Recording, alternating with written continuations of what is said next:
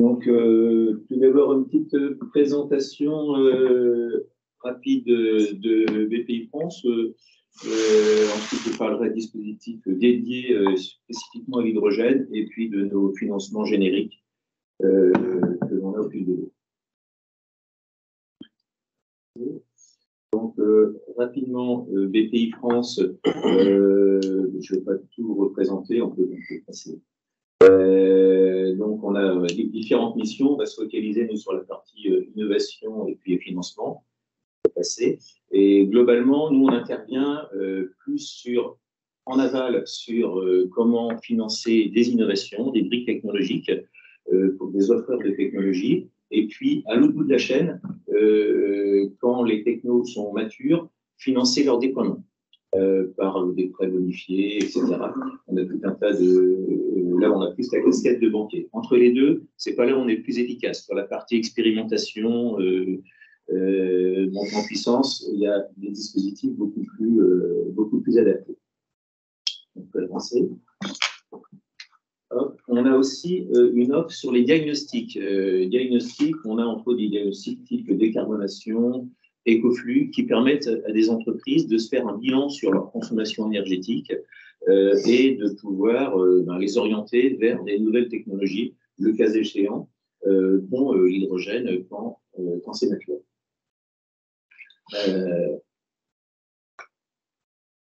Ça, c'est pour la présentation de BPI France. Sur la partie financement spécifique hydrogène, donc au sein de l'État, il y a plusieurs fonds possibles. Il y a sur la partie un peu plus amont, il y a l'ANR qui a certains dispositifs. L'ADEME, dont Rémi a parlé des dispositifs les plus récents. Et côté BPI France, il y a certains dispositifs, dont le PIEC, qui a un très joli nom, un acronyme qui est le projet important d'intérêt européen commun, dont BPI France est opérateur. Et souvent appelé IPCEI en anglais. Bon. Voilà, et IPCEI pour les spécialistes et les anglophones. Dans ce PIEC, il y a des briques qui portent sur l'hydrogène. Donc, le but, c'est de promouvoir l'innovation dans des domaines industriels stratégiques. Évidemment, l'énergie en fait partie, et l'hydrogène aussi. Et il y a eu plusieurs projets depuis 2022 qui ont été portés dans le PIEC. Donc, quelques exemples qui peuvent suivre. Sur la première vague qui portait sur la technologie, donc il y a un certain nombre de projets collaboratifs qui ont été accompagnés avec des entreprises bien connues comme McPhy, Arkema, Plasticanium. Donc, ça, c'est des projets qui sont lancés avec des déploiements industriels prévus. On en a une deuxième vague qui a suivi, qui porte sur la décarbonation de l'industrie, avec une petite entreprise comme Air Liquide qui a été lauréat. Donc voilà, ça c'est des dispositifs vraiment spécifiques sur lesquels BPI France est opérateur. Ensuite, on a nos dispositifs classiques de financement de l'innovation. Donc voilà un petit résumé. Donc on peut le lire de gauche à droite sur les projets à maturer au stade de faisabilité, développement et puis après industrialisation et commercialisation. Et on a soit des dispositifs au fil de l'eau, comme la bourse en chèque émergence, l'aide au développement, les appels à projets IDEMO. Plus récemment, on a des aides sur le financement de la première usine, c'est-à-dire quand la technologie est prête, il faut passer à l'industrialisation, construire une usine qui fait 5, 10, 20, 30 millions d'euros. On sait très bien que ça prend du temps et il faut la mise au point n'est pas facile et qu'il faut des financements spécifiques. Et là-dessus, on financera sous forme de prêts avec du différé et très longue durée et un mix de fonds propres dans certains cas. On a aussi des possibilités de concours, le concours ILAB, qui est toute technologie, Innov aussi, pour des assiettes un peu plus importantes qui peuvent monter jusqu'à 5 millions d'euros. Et puis, en parallèle, des prêts sans garantie, qui sont liés soit à des levées de fonds, toutes ces entreprises, généralement, ont besoin de lever des fonds, quand on arrive au stade un peu plus industriel et commercial, des prêts innovation avec des montants un peu plus conséquents. Bon, voilà, ça, c'est rien de nouveau, mais voilà, ça peut s'adapter à tout ce qui est hydrogène.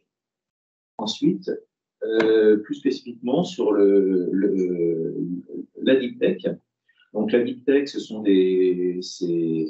se caractérise par des projets qui sont de haut niveau technologique, qui ont des gros besoins et où ça va prendre beaucoup de temps. Donc, on a pour l'émergence, on a la Ghost Friendship Émergence qui peut financer ça avec un taux d'aide intéressant de 70%.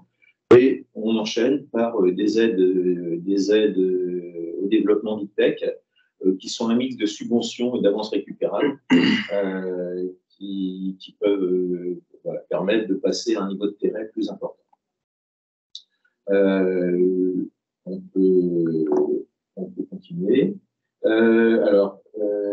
Yvon Horry en avait parlé tout à l'heure, il y a le fameux fonds commun avec la CMA-CGM, qui a été une grande annonce qui a été faite il y a à peu près un mois, qui correspondait au moment des bénéfices de CMA-CGM, je ne sais pas si ça vient.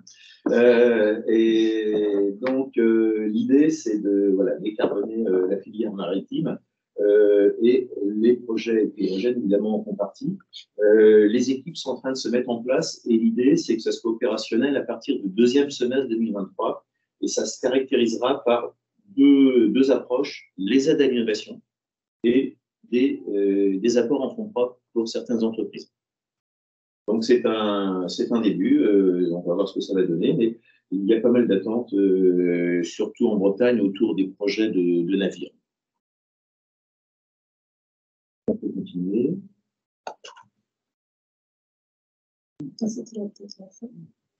Alors, quelques exemples d'entreprises qui ont été accompagnées au niveau national par BPI France autour de l'hydrogène.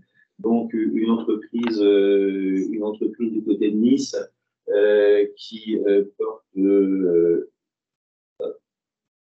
petit souci d'affichage. Un petit souci d'affichage, ouais, c'est comme Camille. Oh, okay. Bon, on va... Donc, Planesis, il propose des technologies de production d'hydrogène par pyrolyse plasma, donc créé il y a 5 ans, qui a été d'abord lauréat iLab, ensuite l'ADEME a pris le relais avec une aide d'innovation, on a continué avec une aide deep tech, et ils ont signé récemment un contrat, et il y a une levée de fonds importante qui est en cours. Donc, ce qu'on voit, c'est que, en fonction des différents dispositifs qui existent, soit c'est des aides de fil de l'eau, soit c'est des appels à projets, il faut être assez agile en fonction du moment et de la thématique. Pareil, Attaway, en région Rhône-Alpes, qui propose des stations d'hydrogène, qui a été, pareil, lauréat d'un fonds pour l'innovation de l'ADEME, qui a eu des aides aussi et des prêts d'amorçage de BPI France, qui a signé récemment un projet avec McPhy, et qui est en projet de construction d'une nouvelle usine et qui vient de réaliser une levée de fonds importante avant une introduction à la bourse qui est prévue mi-2023. Donc, on a une belle trajectoire avec une belle dynamique. Un projet plus de proximité à Nantes, Life, qui produit de l'hydrogène vert par électrolyse, qui a eu des aides en PIA en subvention en phase faisabilité, enchaînées par une aide DIPEC en développement. L'ADEME a mis un dispositif aussi plus récemment, et puis il y a eu plusieurs démonstrateurs, un démonstrateur à Bouin et un site de production dans le Morbihan qui a été annoncé récemment, avec plusieurs levées de fonds et multiples coopérations industrielles. C'est le site de Buléon, il y a eu la première pierre qui a été posée. Voilà, on est dans l'actualité. Et puis, une entreprise qui n'est pas spécifiquement hydrogène, Switch Energy, qui est dans l'énergie osmotique. Alors, l'énergie osmotique, c'est comment produire de l'électricité à partir de gradients de salinité, qui a été créé il y a maintenant plus de 8 ans, une quarantaine de personnes, qui a eu à peu près tous les prix qui peuvent exister, lauréat CNI, LAB, Cleantech, Open France, Avec Maro, des aides ADEME, des pays européennes aussi. Et leur objectif, c'est de produire des mégawattheures à moins de 100 € du mégawattheure avec en prédictif.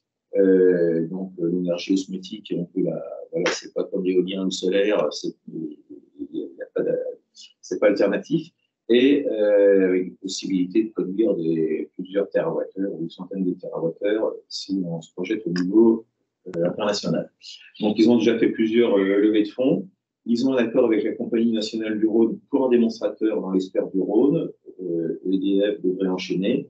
Et concernant spécifiquement l'hydrogène, donc il y a possibilité de voie hybride si on utilise l'électricité sur site pour faire de l'électrolyse et de l'hydrogène. Mais il y a une voie qui est en direct, qui est en cours d'étude, je ne peux pas en dire plus, sur une technologie particulière qui permettrait directement, au moment de l'énergie osmotique, de pouvoir le transformer en hydrogène. Donc, mais ça, c'est quelque chose qui va prendre un peu de temps. Donc voilà un peu différents dispositifs. Ce qu'on peut remarquer, c'est que voilà, BPI France, nous, on a un accompagnement spectre large, pas spécifiquement hydrogène. Donc, on peut prendre différentes technologies. Quand il y a des dispositifs adaptés, c'est généralement plus intéressant, des appels à projets. Alors, il faut tomber au bon moment, voilà, avec un certain nombre de critères bien définis. Mais entre ces dispositifs, voilà, on peut passer entre les mailles du filet. Et ce qu'il faut retenir, c'est qu'il y a des possibilités d'accompagnement quand même multiples. Je vous remercie.